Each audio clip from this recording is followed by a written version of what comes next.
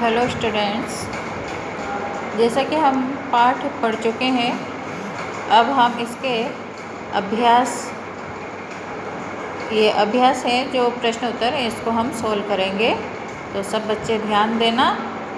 अभ्यास पर आते हैं। सबसे पहले मौखिक अभ्यास, ओरल एक्सरसाइज। और प्रश्न नंबर 1, निम्नलिखित पदों के अर्थ हिंदी में लिखिए। ये प्रश्न नंबर 1 है। तो ये संस्कृत में दिए गए हैं बच्चों, इनके हमें हिंदी में पद लिखने हैं। ठीक है, तो सब ध्यान देना बच्चों। सबसे पहले है चित्राणी। चित्राणी को हिंदी में क्या अर्थ हुआ चित्राणी का? जहाँ आणी लग गया, आनी या आणी लग जाता है, तो मैंने आपको बताया था कि ये बहुवचन बन जाता है ना। अगर चित्रम होता तो एक वचन, चित्रे होता तो द्विवचन, जहाँ दो वस्तु का हमें पता लगता है।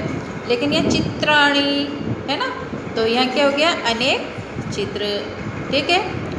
पुष्पे, ये द्विवचन में एक ही मात्रा लगती है, तो दो फूल। शाकम, एक वस्तु है सब्जी, तो हम शाकम लिखेंगे। शाकम, शाके, शाकानी, है ना। तो शाकम एक वचन, तो एक ही सब्जी। फिर आता है नेत्रम, आँख। वने, अब फिर देखो आप यहाँ एक ही मात्रा लग गई वन में, तो द्विवचन हो गया, तो दो जंगल। ठीक है। इसी तरह से हम आगे देखेंगे बच्चों।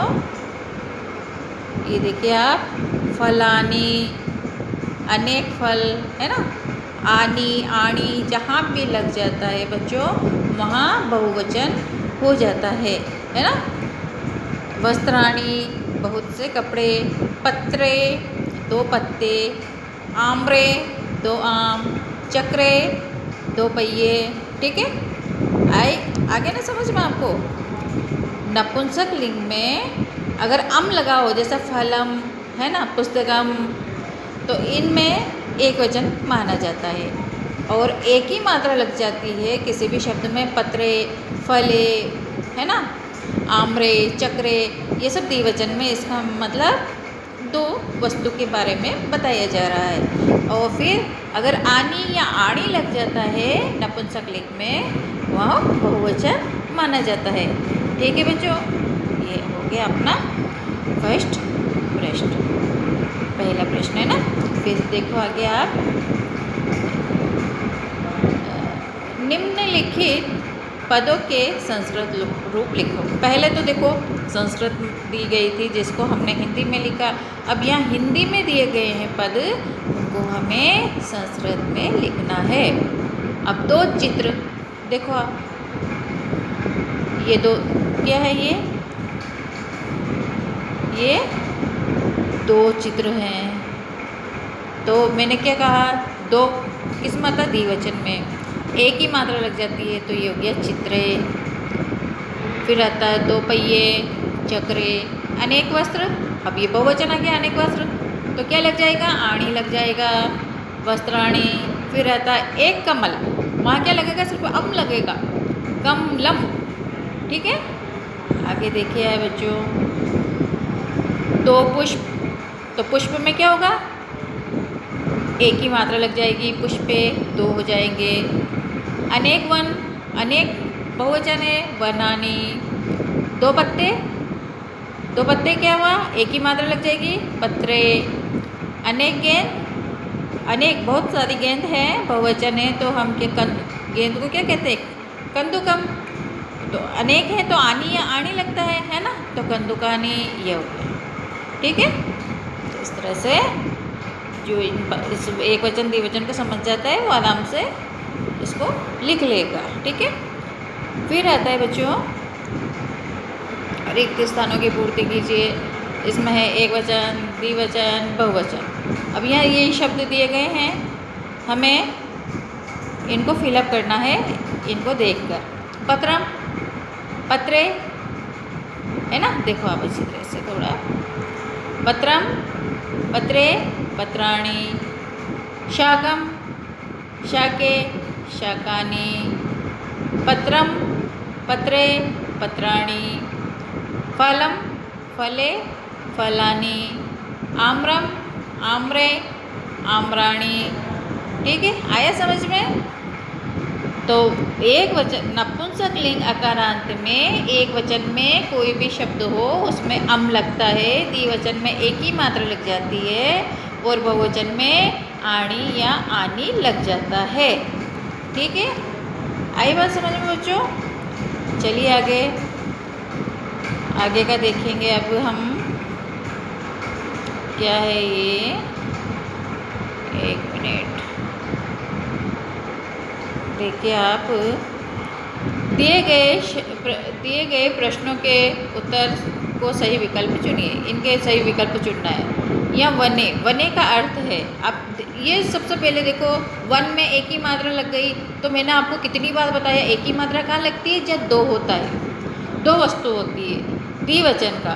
तो हम क्या करेंगे, वने का एक ही मात्रा देखकर ही यहाँ दो वन पर राइट लगा देंगे।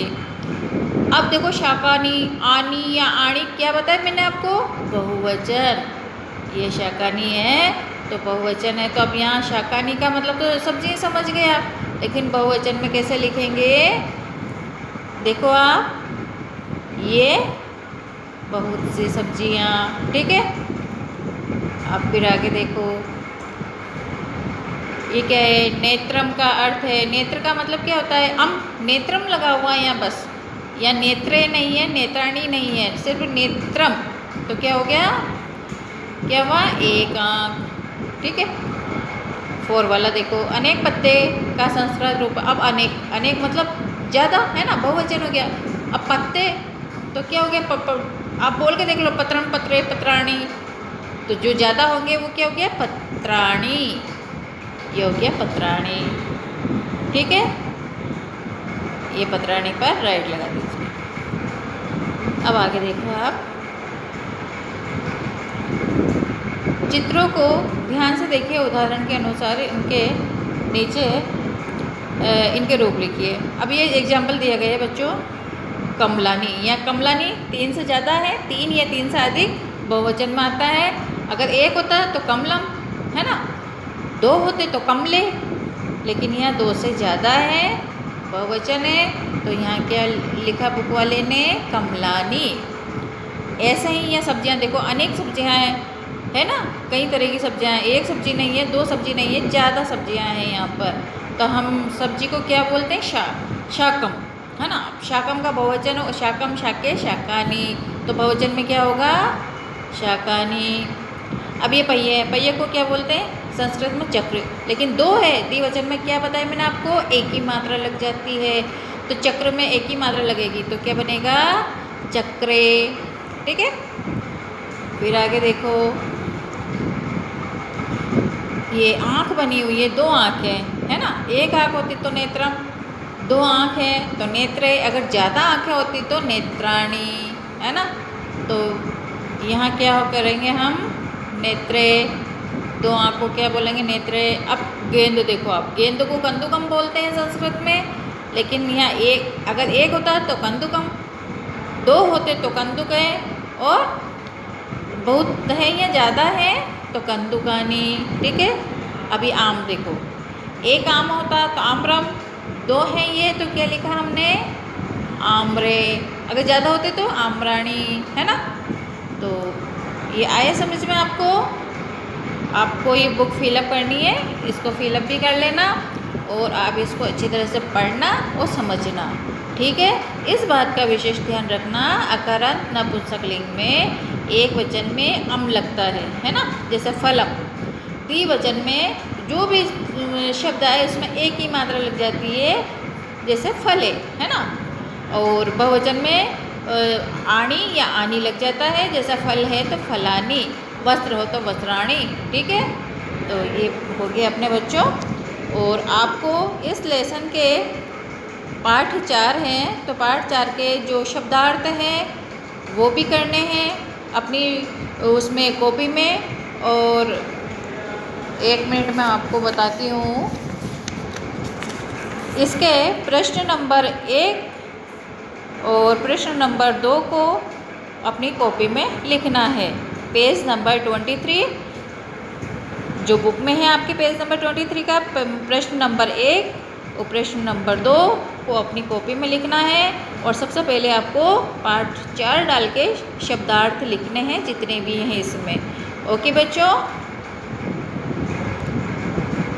Hello, okay.